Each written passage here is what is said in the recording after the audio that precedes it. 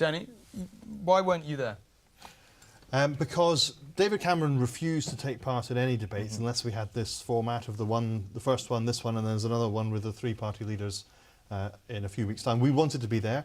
We said that even if David Cameron wasn't going to take part, that Nick Clegg would be there to defend our good record in government. So but we weren't invited to this debate. The Tories ruled out you being there. Not just them being there, but they said we're not going to agree to any debates unless we have this curious format. I mean, what we should be having is a number of debates with all the leaders there so that they can be tested on all the issues between now and the election. But because David Cameron's too cowardly to take part in more than one actual debate, then we've had this odd format. I have to say, so I think they asked you not to appear, or they asked the BBC not to invite you? The broadcasters didn't invite us because the overall format of all the debates had to be agreed between all the parties. The Tories said, well, we're only going to do it this way, and the broadcasters caved in. Have you never turned up to a party you weren't invited? No, sorry, it's a very bad analogy. Did you feel you were damaged? I get invited to all the best parties. Yeah, I'm sure you do. I think the whole thing would have been better though if it had that music that you had running behind the background. The whole thing. It would have made it a lot more interesting and entertaining than it actually was. Do you feel that your party was actually damaged by not being there, or do you feel actually, on balance, looking at it, trying to leave aside the Spin Doctor's manual? I think my worry at the beginning of it was that somebody, potentially Ed Miliband, would try and kind of occupy the centre ground space in politics, that he'd use it as an opportunity to do that. But actually that isn't what happened tonight. You didn't hear anybody offering a kind of responsible plan for dealing with the economy. I think that actually if you're kind of, moderate, sensible, middle-of-the-road voter, you would have been quite alarmed by some of the things you heard tonight. And in a sense, because everyone knows that neither David Cameron nor Ed Miliband are going to have an overall majority themselves, the question a lot of people are thinking about now is, who do I want holding the reins? Do I want Nigel Farage? Well, I agree with what Asma said about his performance. We're going to come to that in a minute. Do you want the SNP? Or do you want a party that can deliver a strong economy and a fair society? And that's the Lib Dems. Leaving, again, aside the Spin Doctor's manual, we can stick that under the thing. You've got it right there on the table in front of you. No, I'm going to come to the Liberal Democrat manifesto. Here we go, later in the show. I'm glad spoiling my... You should have it with you at all times. That's what it says in the manual. Anyway, do you think... You put me off my stride now. I don't know. Do you think that... That's what you're supposed to do to me. No. Do you think that Ed Miliband is closer to being PM tonight in terms of people's mindset? Do you think he nudged it? And if not, leaving aside your Spin Doctor's manual, who won? I don't think... Who performed best? I don't think that it will make any difference to the result of the election, this debate, because it wasn't a full debate that involved all the different options that were on the table. I thought Ed Miliband didn't do badly. I mean, actually, in a way, there wasn't much debate. Each of the leaders had the opportunity to express their own views in their own words, and they all did it pretty competently. All of us said who we think did best. Come on, you tell us who do you think did best. I don't think there was a clear winner, to be honest. Oh, come on. Actually, I really don't. I genuinely don't. Well, you said you thought Ed did not too badly, which is, that's not too praise. bad. Not too bad. Well, it's a faint praise, which is about the best you're going to get. I have to say, I still think the real issue here. I actually thought Leanne Wood didn't do badly in putting the Welsh nationalist case across. They all just took the opportunity to put their own case across, and because there wasn't much cut and thrust, so. I mean, you guys have all said you thought Nicola Sturgeon did well, but she wasn't actually tested at any point on the record. By the way, she also isn't actually standing in this general election, which is a small point worth making. But she also wasn't tested on the record of her government. The real issue, I think, is the fact that David Cameron was still allowed, and the Tories were allowed to actually dictate over what leadership debates they took place. I really think the broadcasters missed a trick here, with or without the Ofcom rules, in terms of saying, these are the debates, these are the people who are invited, you can come, you cannot come, but you will be empty-chaired if you don't come. Do you think... Now, Danny has helpfully pointed out that this is the only manifesto where, in fact, you can make notes in the back. Special section for it. I don't know quite what we should make of that. It can't be true that you're entirely in the middle. Who would you rather work with, really? It can be true, because... I just said it can't. No, sorry, carry on. Because as your film showed, there are areas where we disagree strongly with the Conservatives, areas where we disagree strongly with Labour. And in a sense, just as we said in 2010, by the way, our manifesto was entitled Manifesto 2010. You guys are really rethinking the book. We said we would talk first to whichever party had the strongest mandate from the electorate, and so we would this time as well. And the test... It is said that you and Nick would rather work with the Tories because better the devil you know. Any truth in that? No, look, there's no truth in that at all. Genuinely, it's for the electorate to decide which party has the strongest mandate, has the most seats in Parliament. That's who we talk to first. Our test would be, can we come to an agreement that delivers on the policies. Particularly, you'll see on the front page of that manifesto there are 5 key policies. I've read set out. I know you have. I know you have. But you haven't made any notes, I noticed. Oh God! Now you're getting pedantic. But there are 5 key policies. You know, balancing the books and doing so fairly, investment in education and in the health service, delivering more tax cuts for working people, a green economy, and 5 green laws. And those are the things. If you like, those are our tests. Okay, I understand that. Sky News projection today actually put the 2 main parties level pegging, exactly the same number of seats. In that environment, what would you do? How would you conduct yourselves?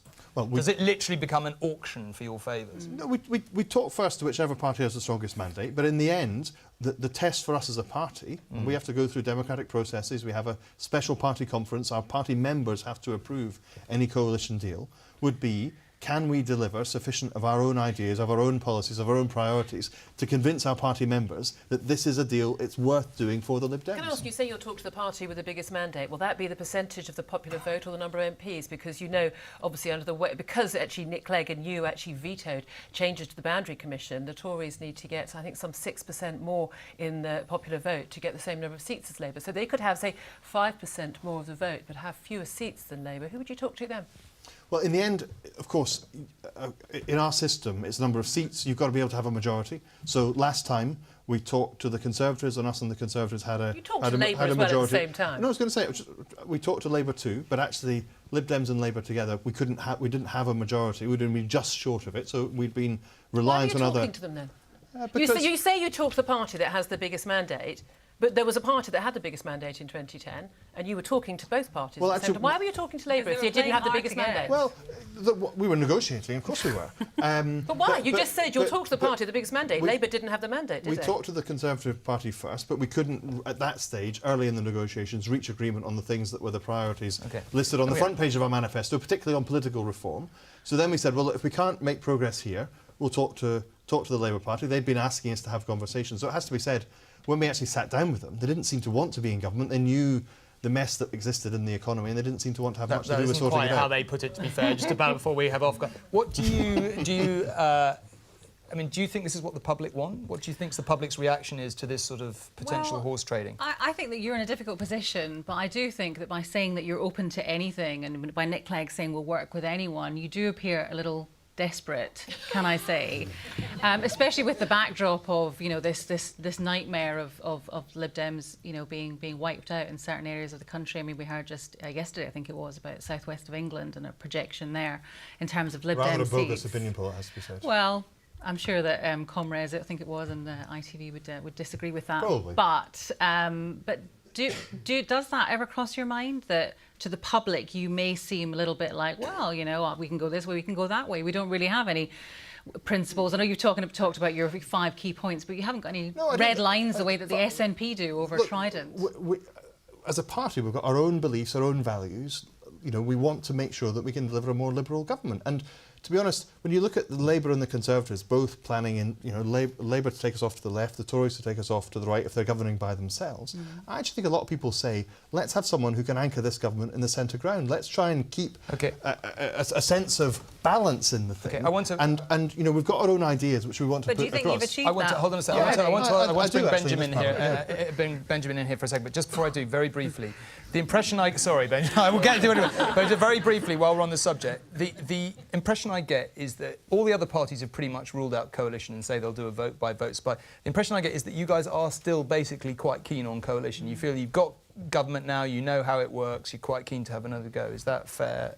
Yeah, I think that is fair. That I think what we've shown is that a coalition can deliver a strong and stable government. I think if you have a minority government limping from vote to vote, it wouldn't enable the country to deal with the serious problems we have. And I think that people are now looking and saying, well, now the Labour or the Tories are going to have a majority. Do I want Nick Clegg, Alex Salmond or Nigel Farage holding the reins of power? Worst game of marry, snog, avoid ever. Well, probably it is. But I think that I'm going to test you on that in a minute if you're not careful. That's why you need the Lib Dems in there, to keep us rooted in the centre, not dragged off with blue kip or with, the sort of breaking up the UK message of the Nats. Benjamin, do you agree? Do you like to be mocked on telly? Well, it does happen occasionally.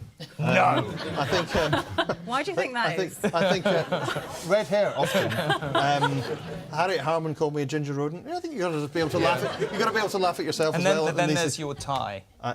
Which I wasn't going to bring up, even though every... It's the same one I've worn every time in your programme. I like to point out people in glass houses. Hey, all right. I don't get out especially for you, When Tom. I started out the show, I got a lot of comments on Twitter like, did you get dressed in the dark, etc. It's not true, of course I didn't. No, I didn't. I didn't. Anyway, back to the point. Did you watch Newsoids? Did you think it was funny? I didn't watch Newsoids, but I enjoyed what I saw. But I think I agree with Asma that I think there needs to be more humour in politics. Both in satire, but also in the political debate themselves. I mean, we didn't hear any humour really in the leaders' debate we watched this evening. I mean, some of the most memorable political moments are humorous ones. I mean, remember, was it in the 1984 US presidential election when Ronald Reagan said, I don't want to make age an issue in this election. I'm not going to use my opponent's youth and inexperience to my political advantage. And actually, those things can be much more devastating political weapons than all of the kind of shouting and invective that we heard from people tonight. So I think a bit more of that would be... We probably, as politicians, we all need to lighten up a wee bit. OK, I don't want to over-serious this... That's not a verb, is it? Over-serious this last discussion. It is now. But making public, as David Laws did, that letter from the Treasury, from Liam Byrne, was that a right thing to do? I mean, wasn't that fair enough, a bit of a joke between a departing politician and an arriving politician? Well, I didn't think if it was meant as a joke, it wasn't funny, because it was a fair reflection on what they'd left in the country. And, you know, frankly, the idea that I don't know if you found it funny. I didn't find it funny. I suspect. Well, it was as a private black humour joke, you know, in terms of dark, satirical humour between politicians. You know, I really don't. I think it showed a real misjudgment, because there's someone who's been. I mean, I've been chief secretary for the last 5 years, trying to, you know, deal with some of the problems in our nation's finances. And I think the idea that you say, well, there's no money, ha ha ha.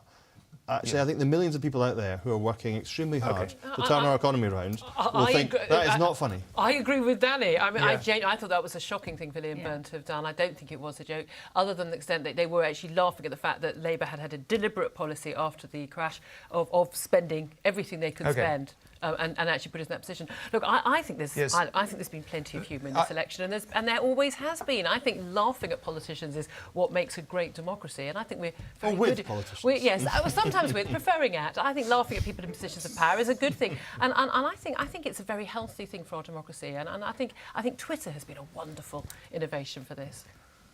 Danny, here we go. You can give us your headline. OK, Nigel Farage. I call the shots now, Dave. Tories can't win the election. This is the alliance that you face if you don't have the Lib Dems involved one way or another. Either the Tories and Nigel Farage, or Labour and the SNP, either way dragging the country to the extremes. And this is rather an extreme photo of Nigel Farage with a toy gun. I think he wants to be the one, you know, calling the shots. I have a feeling that picture may get... We even thought about using it ourselves tonight. We may end up using it quite a lot in the election campaign. Now, that is all we have time for tonight.